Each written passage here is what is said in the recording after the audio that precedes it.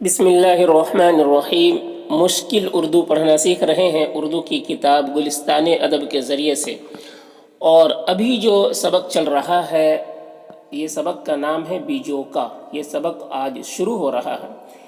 بیجوکا بیجوکا یہ ایک مختصر افسانہ ہے۔ اس کا لکھنے والا ہے سریندر پرکاش۔ سریندر پرکاش کا تعارف اس سے پہلے والی ویڈیو میں آپ پڑھ چکے ہیں، اور اب انہی کا لکھا ہوا ایک افسانہ جو کہ بیجوکا کے نام سے ہے، یہ آج پڑھنا سیکھیں گے۔ تو چلیے آج کا سبق شروع کرتے ہیں۔ دیکھیے بیجوکا کہتے ہیں یہ ایک ڈھانچہ ہوتا ہے آدمی کی شکل کا، جسے بنایا جاتا ہے بانس یا پوال گھاس پھوس سے بنایا جاتا ہے آدمی کی شکل کا ایک ڈھانچہ، اور اسے کرتا پاجامہ ٹوپی پہنا کر کھیتوں میں رکھا جاتا ہے، کھڑا کر دیا جاتا ہے، تاکہ پرندے اور کوئی بھی کھیت کو نقصان پہنچانے والی چیز جو اس کو دیکھ کر ڈرے کہ وہ فلاں آدمی کھڑا ہے، تو اس کی وجہ سے ڈرے اور کھیت کو کوئی نقصان نہ پہنچا سکے، تو اس وجہ سے وہ ایک ڈھانچہ بنا کر کھیت میں لگایا جاتا ہے، اسے کہتے ہیں بیجوکا۔ تو اس افسانے کا نام بیجوکا رکھا گیا ہے، اسی کو موضوع بنایا گیا ہے، عنوان بنایا گیا ہے۔ بیجوکا، ٹھیک ہے۔ بیجوکا پریم چند کی کہانی کا ہوری اتنا بوڑھا ہو چکا تھا۔ پریم چند کی کہانی، پریم چند کی کہانی کا ہوری، ٹھیک ہے۔ دیکھیے پریم چند کی کہانی، پریم چند یہ نام ہے، اس کی کہانی کا ہوری، ہوری یہ ایک کیریکٹر ہے، اس کہانی کا ایک کیریکٹر ہے، یعنی نام ہے، ٹھیک ہے۔ تو کہہ رہے پریم چند کی کہانی کا ہوری اتنا بوڑھا ہو چکا تھا کہ اس کی پلکوں اور بھووں تک کے بال سفید ہو گئے تھے، کہ اس کی پلکوں، پلک سمجھتے ہیں آنکھ کے جو بال ہوتے ہیں اس کو پلک کہتے ہیں، اور بھوں آنکھ کے اوپر جو بال ہے اسے بھوں کہتے ہیں۔ تو کہہ رہے اس کی پلکوں اور بھووں تک کے بال سفید ہو گئے تھے، کس کے؟ ہوری کے، ٹھیک ہے۔ ہوری ایک آدمی کا نام ہے، یا کہہ لیجئے کہ اس کہانی کا کیریکٹر جو ہیرو ہے اس کا نام ہے ہوری۔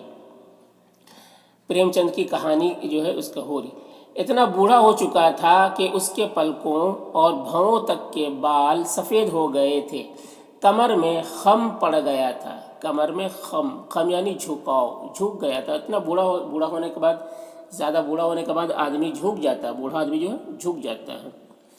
تو کمر میں خم پڑ گیا تھا، اور ہاتھوں کی نسیں سانولے کھردرے گوشت میں سے ابھر آئی تھی، اور ہاتھوں کی نسیں سانولے کھردرے گوشت میں سے، یعنی وہ کلر ان کا سانولا کلر تھا، ٹھیک ہے۔ سانولا کلر جانتے ہیں، کالا اور گورے کے بیچ میں کا جو کلر ہوتا ہے اس کو سانولا کہتے ہیں۔ تو سانولے کھردرے یعنی روکھڑا، ٹھیک ہے، ایک دم پلین نہیں بلکہ روکھڑا پن، ٹھیک ہے، تو اس کو کھردرے کہتے ہیں، کھردرے۔ سانولے کھردرے گوشت میں سے ابھر آئی تھیں، ٹھیک ہے۔ بہت زیادہ بڑھاپا ہونے کے بعد نس سب جو ہے اوپر نس آ جاتی ہیں، نسیں جو ہے ابھر آتی ہے، اوپر آ جاتی ہے، تو اسی بات کو کہہ رہے ہیں کہ اتنا زیادہ بوڑھا ہو گیا تھا۔ اب دیکھیے اسی اثنا میں اس کے ہاں 2 بیٹے ہوئے تھے۔ اسی اثنا میں، اثنا مطلب درمیان، اسی بیچ میں، ٹھیک ہے۔ اثنا کا مطلب بیچ میں، اسی اثنا، تو اسے اثنا پڑھیں گے۔ اسی اثنا میں اس کے ہاں 2 بیٹے ہوئے تھے۔ اس کے ہاں بھی بولتے ہیں اور اس کے یہاں بھی بولتے ہیں، دونوں لفظ استعمال ہوتا ہے۔ تو اسی اثنا میں اس کے ہاں 2 بیٹے ہوئے تھے، جو اب نہیں رہے۔ ایک گنگا میں نہا رہا تھا کہ ڈوب گیا۔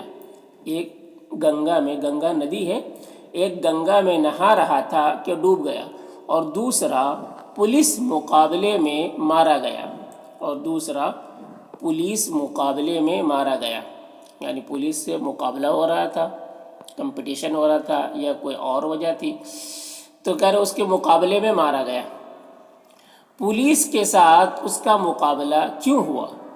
पुलिस के साथ उसका मुकाबला क्यों हुआ, उसमें कुछ ऐसी बताने की बात नहीं, इसमें कुछ ऐसी बताने की बात नहीं। ठीक है, इसमें कुछ ऐसी बताने की बात नहीं, यानी इसको बताना ज़रूरी नहीं समझ रहे हैं ये साहब।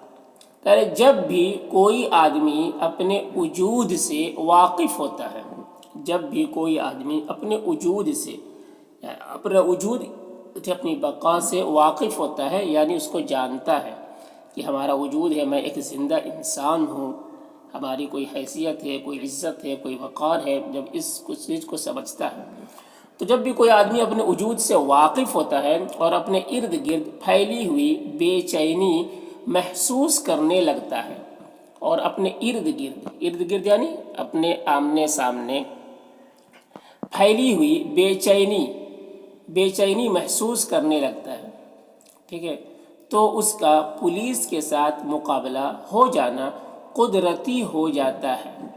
तो उसका पुलिस के साथ मुकाबला हो जाना कुदरती यानी फितरी, ये इंसान की नेचर में है, कुदरती हो जाता है।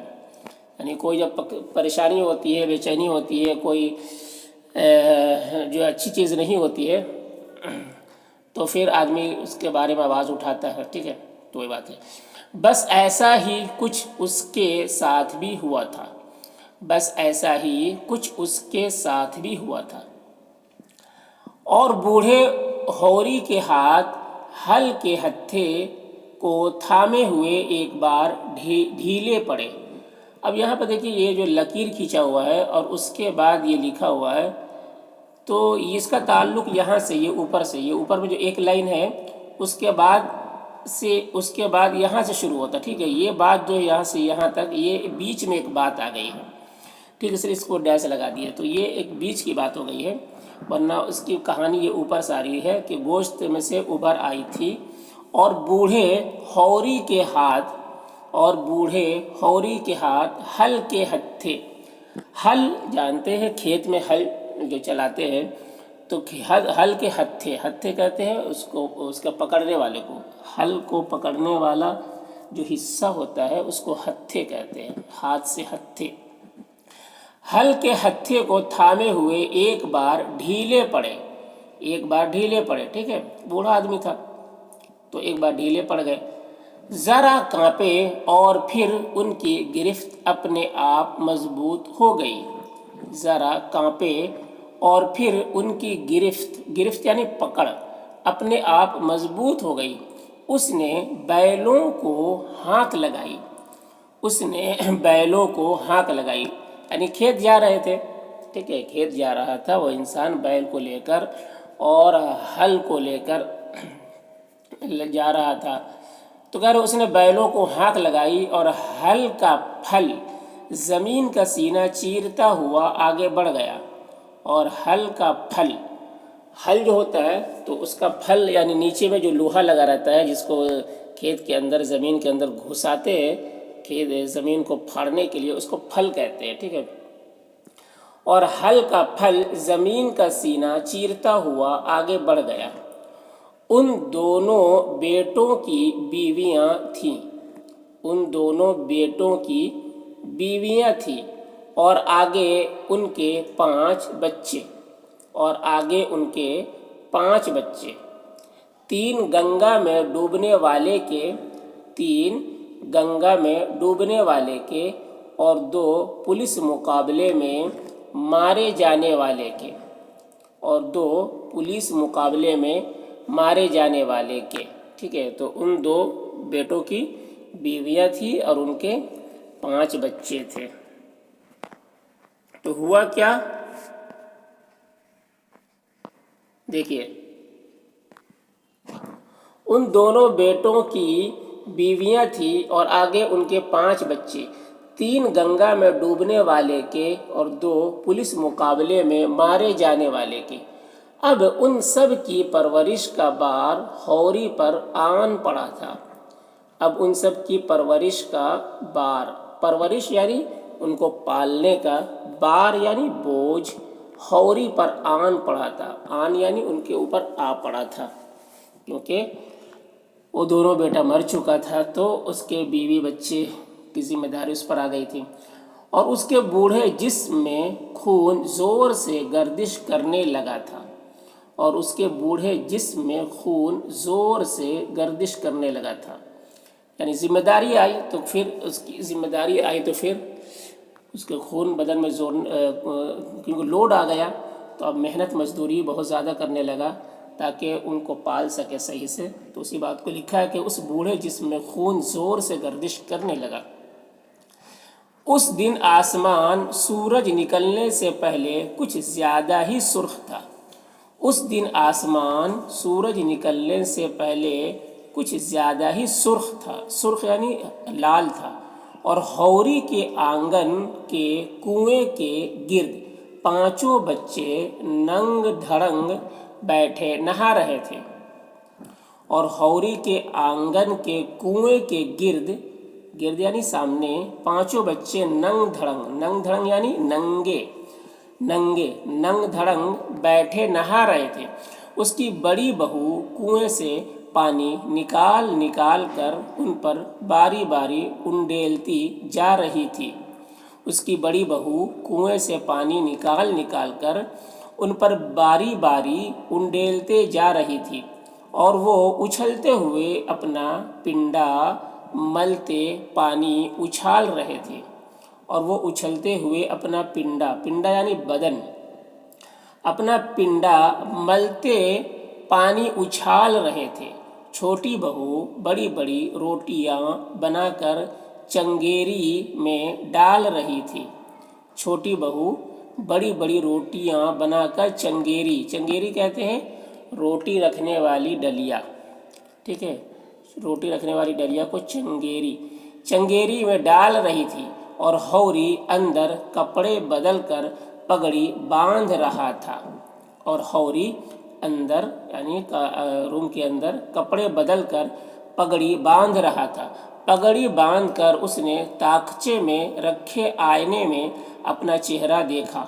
پگڑی باندھ کر اس نے تاکچے میں، تاک کو کہتے تاکچے یعنی چھوٹی الماری، تاک ہوتا ہے، ٹھیک ہے. چھوٹے گاؤں دیہات میں جو گھر ہوتا ہے، روم ہوتا ہے، اس میں چھوٹا الماری بنی ہوتی ہے، تو اس کو چھوٹی الماری کو تاکچہ کہتے ہیں. بڑے کو تاک کہتے ہیں اور چھوٹے کو تاکچہ. پگڑی باندھ کر اس نے تاکچے میں رکھے آئینے میں اپنا چہرہ دیکھا. سارے چہرے پر لکیریں پھیل گئی تھی. اس نے قریب ہی لٹکی ہوئی ہنومان جی کی چھوٹی سی تصویر کے سامنے آنکھیں بند کر کے دونوں ہاتھ جوڑ کر سر جھکایا. اس نے قریب ہی لٹکی ہوئی ہنومان جی کی، ہنومان یہ ہندوؤں کا بھگوان ہے، ہنومان جی کی چھوٹی سی تصویر کے سامنے آنکھیں بند کر کے دونوں ہاتھ جوڑ کر سر جھکایا، اور پھر دروازے میں سے گزر کر باہر آنگن میں آ